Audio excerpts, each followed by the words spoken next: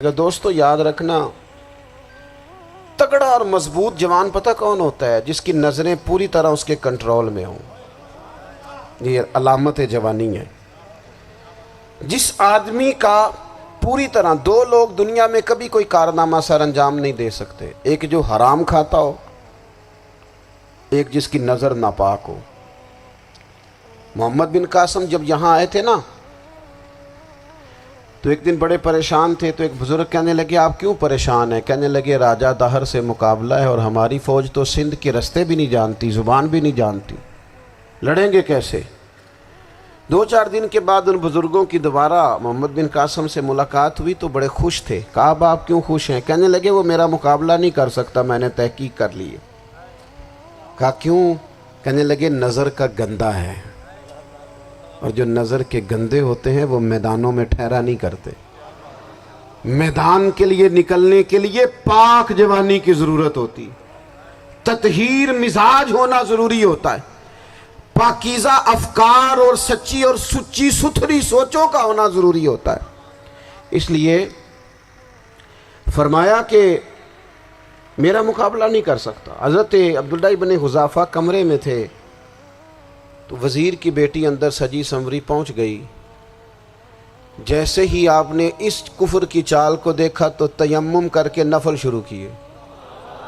وہ ساری رات بیٹھی رہی، رب کا بندہ ساری رات عبادت کرتا رہا۔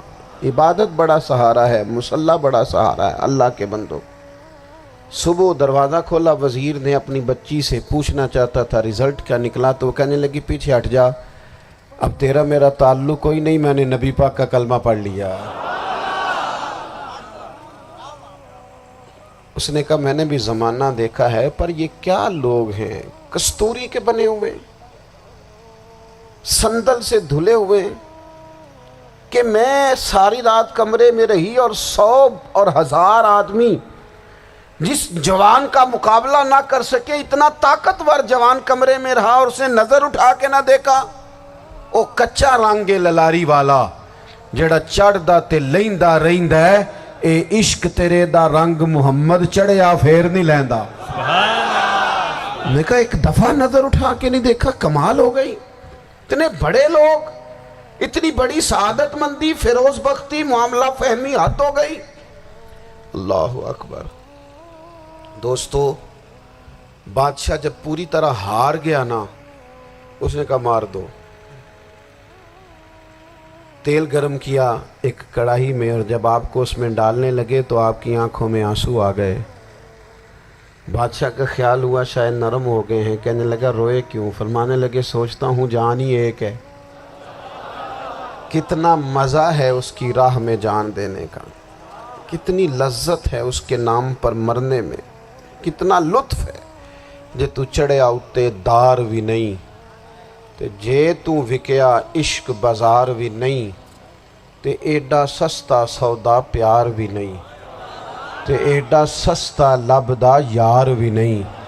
کئی جنگل گانے پیندے نہیں، کئی دوزخ لنگنے پیندے نہیں، جے وہ اس ملوں بھی مل جاوے، ایدوں سستا ہور بپار بھی نہیں۔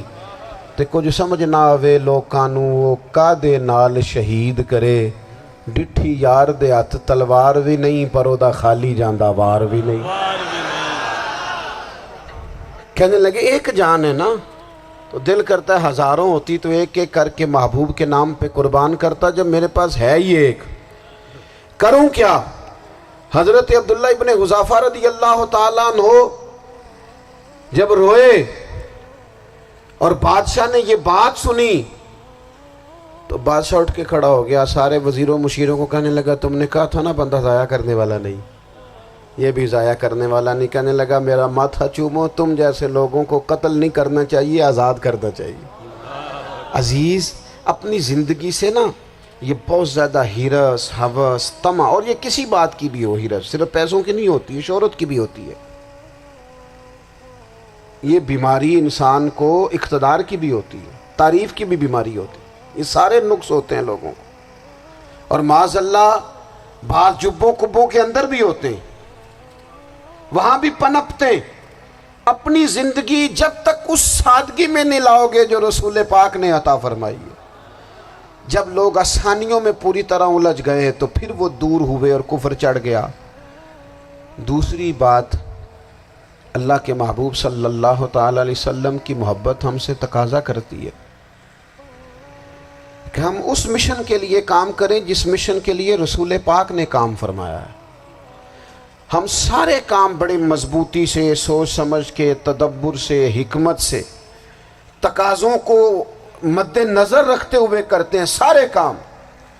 دین کے کام میں ہمارا مزاج نہیں ہوتا، او ہو جائے گا جی، آپ بسم اللہ پڑھیں جی، شروع کریں جی۔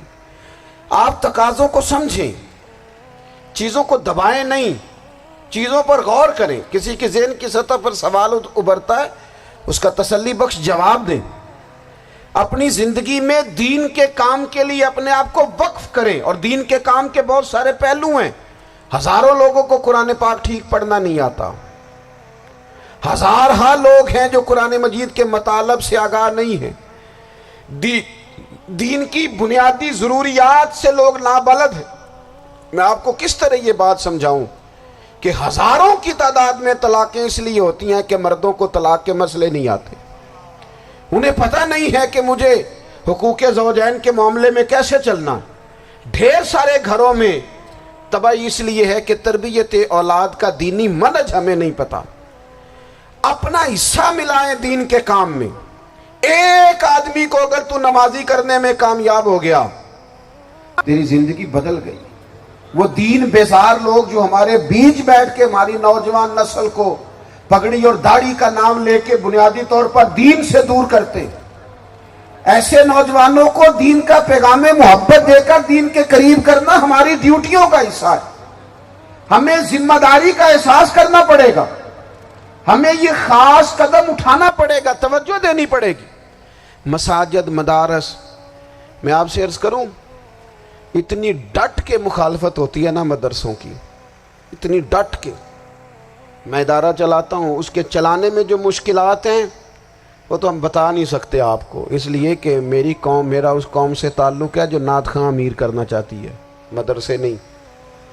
ہاں، نقیب خطیب پیدا کرنا چاہتی ہے، شعر و شاعری کی زندگی کو پروان چڑھانا چاہتی ہے۔ فقط ہمارا ان لوگوں سے تعلق ہے جو لاکھوں کروڑوں روپیہ محافل پہ لگائیں گے، اور قاری صاحب بیچارے اگر مسجد کا کوئی ہونے والا کام کسی وقت بتا دیں گے تو وہ بڑی مشکل آ جائے گی ان کے لیے۔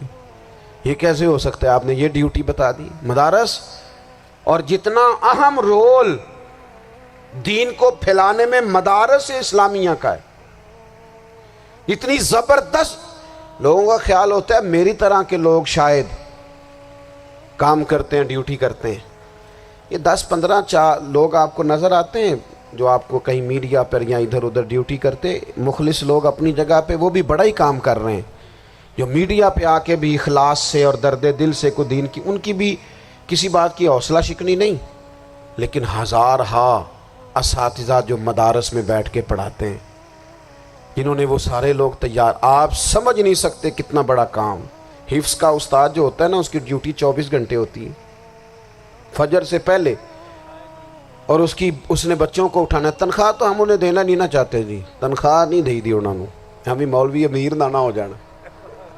مولوی نو تے سوٹ بھی 27ویں والی رات دے ہے تاکہ کدھر سوان کے عید والے دن پا نہ لوے، چونکہ 27ویں تو بعد تے درزی پھڑتا ہی کوئی نہیں، کیوں حضرت؟ ایسے ہی ہے نا، اس وقت تو نہیں نہ لیتا۔ تو ہم چاہتے ہیں مولوی ہماری مرضی کے ہماری طرح کا سوٹ نہ پہن لے۔ مدارس کی مضبوطی، آپ یہ دیکھ لیں، یہ صلاح الدین ایوبی کا تعلق بھلا کس چیز سے تھا؟